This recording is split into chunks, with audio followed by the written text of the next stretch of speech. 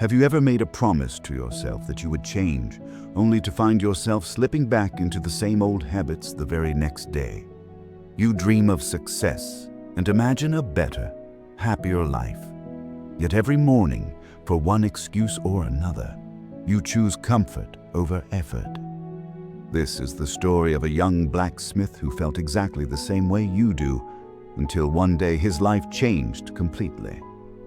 Long ago, in a quiet little village surrounded by rolling green hills, sparkling rivers, and golden fields, there lived a young blacksmith named Ryan. He was strong, intelligent, and remarkably skilled with his hammer and anvil.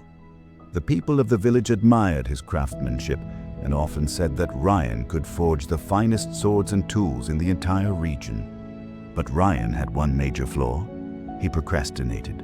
He dreamed of becoming great, yet he never took the steps toward those dreams.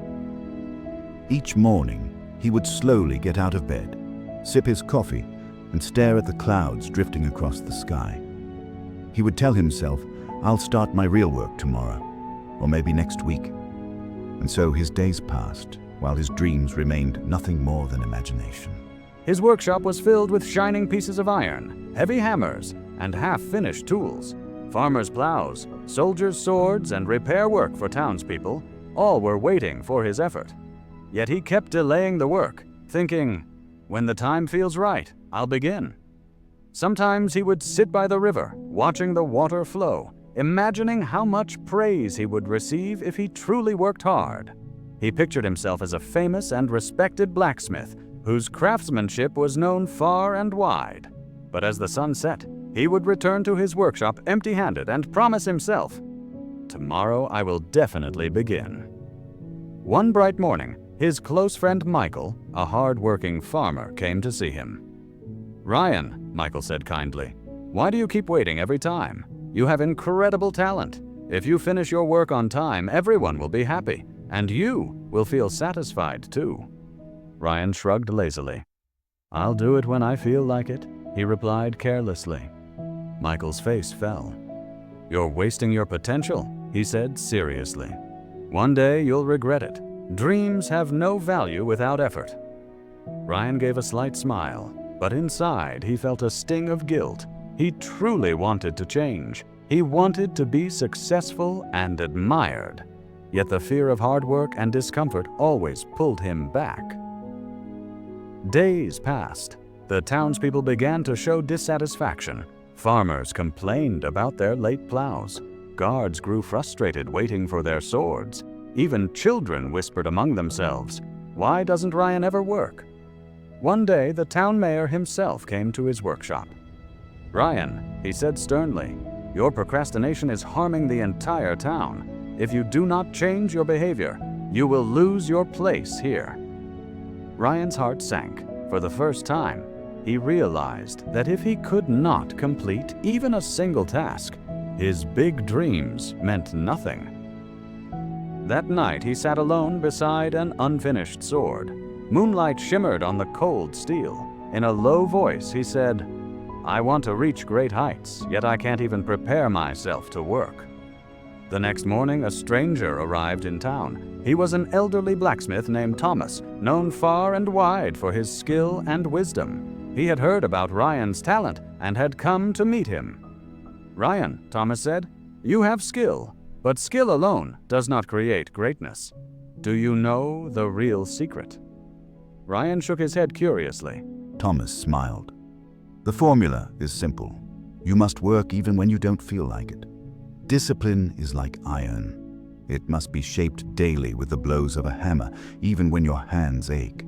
Only then does it become strong. Start with small efforts, 5 minutes, then 10, then an hour. Show up every day. Motivation comes and goes, but consistent action moves you forward." Ryan decided to try. On the first day, he lifted his hammer unwillingly. His palms hurt. His eyes felt heavy with sleep. He wanted to stop, but he remembered Thomas's lesson. He worked for 5 minutes, then 10, then 30.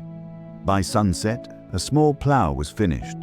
The second day was even more challenging. He wanted to rest and watch the clouds drift across the sky. But a firm voice rose within him.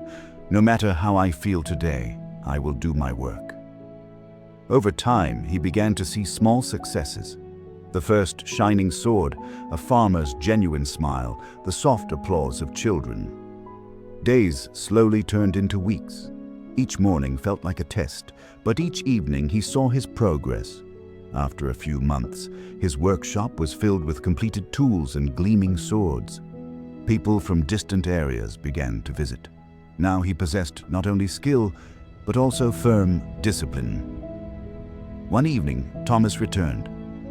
"Do you see the change?" he asked. Ryan smiled. "Yes, it wasn't easy. Many times I felt like giving up, but I stopped myself and kept working. Now I'm proud of myself. I have become the person I wanted to be." Thomas said calmly, "That is the true power of discipline.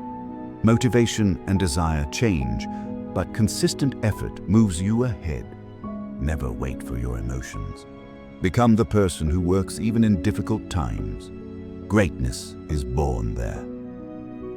From that day on, Ryan was known not only for his craftsmanship, but also for conquering his laziness. Even today, people tell his story to remind themselves that the path to greatness is not easy, but it is always achievable. If you enjoyed this story and want to hear more inspiring stories that guide you toward becoming a better version of yourself, subscribe to the channel.